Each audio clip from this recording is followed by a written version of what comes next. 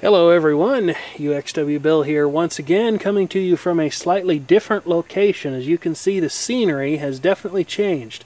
That is because I am at my brother James's house. You would know him better on YouTube as College 153, and today there are two things, at least, that I'm going to be looking at here. So let's go inside and have a look at them. Now here's the first problem I'm going to be dealing with today. This house has got cable TV coming into it, and as you can clearly see here, there is definitely something odd going on here, because as my brother tells me, there's only two televisions that are actually hooked up and one cable modem for the internet service. So why in the world are there this many split-off points? This is not very good, and there have been complaints at times for regarding slow internet access, and you know, the more you divide this signal coming in off the cable television network, it's a simple fact of the matter, the weaker it's going to get. So these unnecessary splitters really ought to come out of here, and we ought to just rewire everything so that only the two TVs and the cable modem are actually hooked up, so the signal quality is improved. Still not quite as optimal as what I'd like to do, because I'm kind of limited to working with the equipment I have on hand, but it'll be a million times better than it was, that's for sure. I think this is where the main cable TV line actually comes in, because the F connector on the end here is actually quite a bit different from any of the other ones that are also present down here, except for this one. This is probably cable company original equipment right here. Now, we're using a time-tested, highly scientific method to determine which cable is which. I could simply unscrew them until the TVs upstairs quit working, but James went upstairs and he's pulling on the lines, and I'm supposed to watch for them to move, because it's my understanding they're just run through the floor. But I don't actually see one moving down here. And by the way, you know what this is? This is what they call a speed bump, because this is a real good way, after you've come rocketing down the staircase here, which also has its own speed bump to deter speeding, come down here and remove your head on this board. And let me tell you what, you can do that all too well. I did that the other night. I ducked for the first one, came cruising right down the stairs, and wham! Nailed that sucker. I'm not seeing any lines moving, so I think we're going to have to go with the other method here and just pull the coax cables till both of the TVs eventually stop working. Okay, everything has been rewired. Everything's working again, and reports are positive, though only time will tell for sure.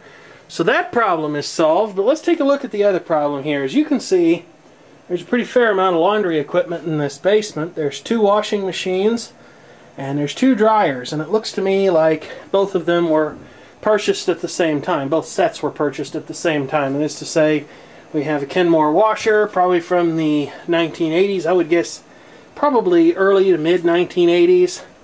And then over here we have the counterpart dryer to go with it. Now there are definitely some things here that are not very good. This should not have been done, because this is just an opportunity for lint to build up.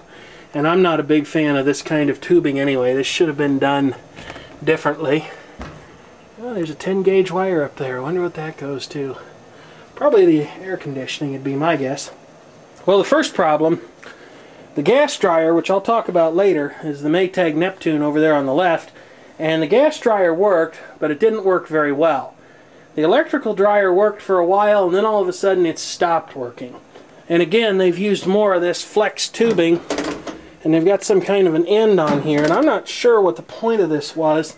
It's not a good idea to exhaust a gas dryer this way, because no combustion device is 100% efficient, and there will always be carbon monoxide output on the end of it when it's done burning everything that it can, and so you can have a carbon monoxide buildup wherever the dryer is, and then you end up taking a fairly permanent nap, and you don't want that. But with the electrical dryer, even though it's not great, because it tends to result in a lot of moisture buildup, it can definitely be done. And in this case, that tube right there exhausted into this bucket, and I have no idea what the purpose of this was. I can't imagine that it held down the lint in any appreciable manner. But no matter what, the electric dryer still runs, but it's stopped heating. And when you're troubleshooting electric dryers that don't work properly, the first place to start is actually at the point of power. You can see the 220, 240 volt outlet back there. Now I operate from a North American perspective on this, and so everything that you're going to see me doing is 120 volt split phase equipment, not 220 volts coming into the house for everything, and certainly not however they might do it in the European parts of the world or the Australian parts of the world, or any normally 220, 240 volt country for that matter. The lighting in this old basement's not that great, but here we are at the service panel, and this is the first thing to check. This is actually Cutler hammer service equipment, and much to my amazement, someone actually did label what the circuits are for. Who knows, maybe they're even accurate. I have a preference to the square D service panels because they have that, well, the QO panels at least have got the visibly tripped indicator, but these are still pretty decent equipment. Anyway, what you can see here, since the dryer, the electric dryer, runs off 220 volts, you have 220 volt lines from the split phase system coming into this house that go off to feed the dryer. And in this case, one of these powers the heating element, the other one powers the fan motor and the heating element. So if you've got an electric dryer that's not working completely, i.e. it doesn't heat but the motor runs, you may have popped one of the two breakers. But in this case, that's not possible because these two breakers have actually been ganged together. If you flip them, they both go off at the same time, and the same thing would happen if one of them trips, the other one will be carried along with it. Or I suppose this piece might very well pop off of here, but in reality both of them ought to trip at once. Since they're not tripped, that means that the problem has almost certainly got to be inside the dryer, and my guess is that this dryer has probably got a bad thermal cutout somewhere because it's not brand new anymore, and it's been exhausting into that thing down there, which is not really optimal. So yeah, I can go ahead and turn the timer on here, press the start button, and as you can see, as a test of Sony's wind noise reduction here, this dryer's blowing air, but it's never getting hot. Bzzzt. There's the inside of it. So go ahead and unplug it from the wall socket here, pull it out to get where I can work on it, and I would imagine that the thermal cutout is located at the rear, and there is indeed a panel back here at the rear. Go ahead and turn the light on again. That comes off. You can kind of see how that works there. Oh, there's an extension cord there. That's very nice. You'll notice the gas dryer is 120 volt equipment only, because in this case a large amount of current is not required to run a heating element. You only have to run the fan motor, and the natural gas, or in rural locations propane service, will take care of the heating duties. Let's go ahead and pull this dryer out. And there's our version of a higher voltage high current plug. 2 hots and a neutral on that. As you can see, it goes off to a plug there. It pays to inspect this to make sure that none of the contacts are burnt or oxidized on it. In this case, none of them are. And the wall socket doesn't appear distressed either. So now it's time to go ahead and get this thing out of here, which might require moving that washing machine. I don't know. Well, look at that. As my brother just pointed out to me, we've got a mousetrap there, but how immensely relieved I am, because I really don't like dead things that have been sitting around for a while, that there is in fact no mouse on it. So I'll just keep moving this thing out until it's a little easier to get at, and then it's time to break out my tools. And just to be extra sure, I've gone ahead and I've plugged the meter leads into the outlet, and what we can see is that the line voltage around here is a little bit on the high side. But between the 2 hots I should have around 240 volts, and if I was to do something like go into the neutral there, I should get about 120 volts, and we're high on that side too. But at least everything that's supposed to be carrying power is carrying power. And you'll notice there was a discrepancy between the 2 legs there in terms of voltage. I have noticed that when heavy loads kick on in this house, lights actually get brighter, which is a good sign that the neutral point somewhere is weak and should probably be paid attention to. But let's go ahead and get inside this dryer. I actually went ahead and popped the tube off here, and it looks like what I need now is a nut driver of some kind. Okay, so I'm back. I got the back off the timer compartment here because I was looking for a schematic just to make sure that I was following everything here correctly. You see there's a lot of lint buildup in this thing. You ever wonder how dryer fires get started? This is certainly a possibility. I cleaned some of it off of the timer assembly. There's the FSP logo right there, so we know that this is a rebadged Whirlpool machine, sold under the Sears Kenmore brand name. And I went down here and I did some simple continuity checks. Now, for the sake of simplicity in this video, I'm simply going to turn the meter onto its alarm beeper. And you can see there how it changes when I connect and disconnect the meter leads. Now, this is a thermal fuse right here. And this is the dryer's safety. If for some reason there's not enough air moving across here, this thing will overheat and it will blow. In most cases, it's a one-shot device. When it goes, it's gone and you simply have to replace it. But in this case, we can see that it's good. You can hear the meter beeping. Same with this thermostat right here. This cycles on and off in the normal course of the dryer's operation. And at room temperature, it ought to be closed, and it is. Now, over here is another thermostat, and this thermostat at room temperature should probably also be closed. As soon as I can get the meter leads on it and make good contact, which is proving a little bit irritating to do. Oh well, folks, this is as it happens. There we go. So, everything seems to check out. All the thermal protectors that I found. So I did another test. This is a little bit different than what I'm used to seeing. I'm used to working on Maytag machines that actually put the heating element back in here. And they have it in sort of a ducted chamber, but this one's a little bit different. As you can see, there's some wiring right here, probably nichrome wires, and a coil going up in there. Yeah, there's some kind of a coil going up in there. And when I tested that, I got infinite resistance. So I think that the heating element in this dryer has actually failed. And as soon as I get the meter leads on there, I will try to demonstrate that for you. Yep. You can see that it's reading open loop.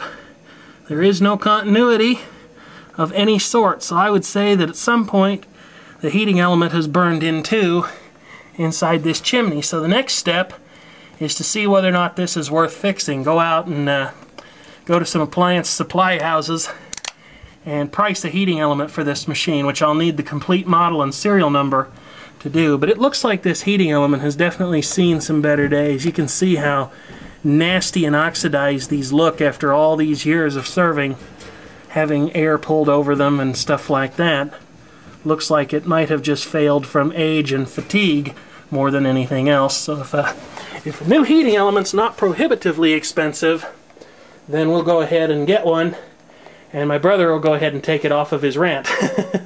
See, we like to barter around here. Alright, now onto the gas dryer, which I'll just talk about briefly. The gas dryer worked, but it wasn't working very well. And this is a Maytag Neptune, probably one of the last decent Maytag machines there were before they really lost the plot. Although some people have certainly hated this particular line. This dryer really isn't anything more than a gussied up version of their conventional dryers of the time. It's just got rounded buttons instead of square ones, and round gold colored plates around the indicators and things like that. But we had a much plainer version of this dryer back at my house, and it had all the same functions, they just weren't quite as decorated.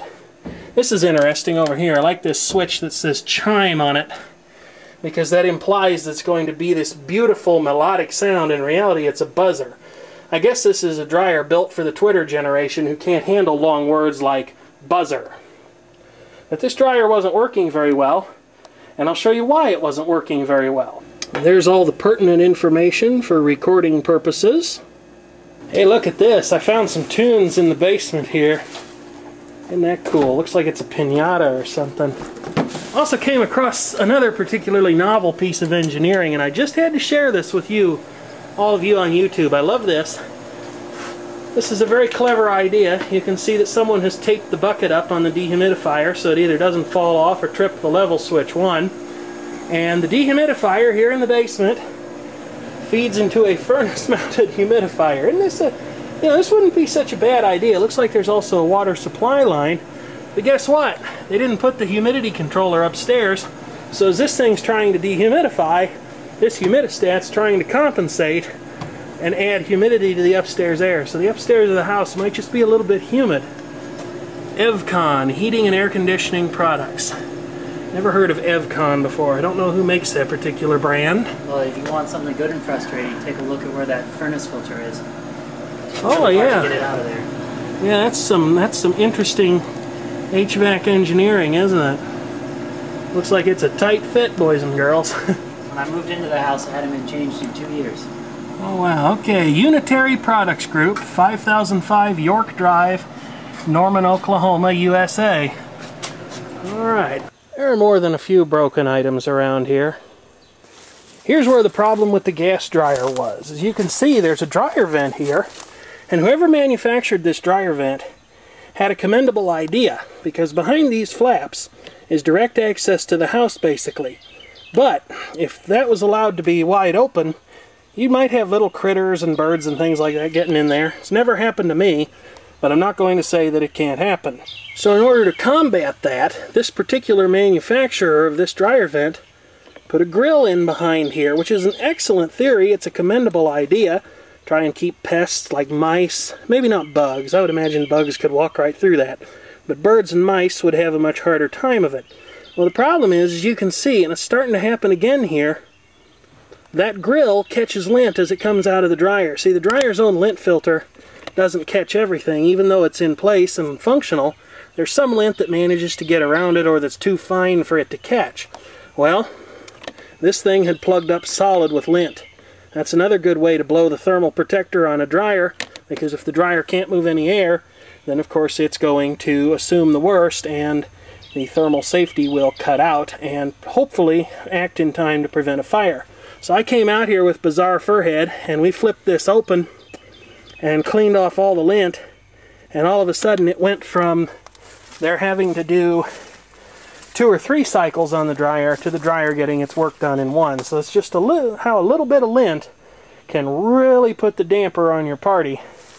And this will have to be cleaned out periodically to keep it from being a problem in future. Luckily that can be done, because with a little bit of work, this actually comes off of the side of the house. And while I'm out here, just go ahead and try to beat the lint out of the screen and then put it back into place.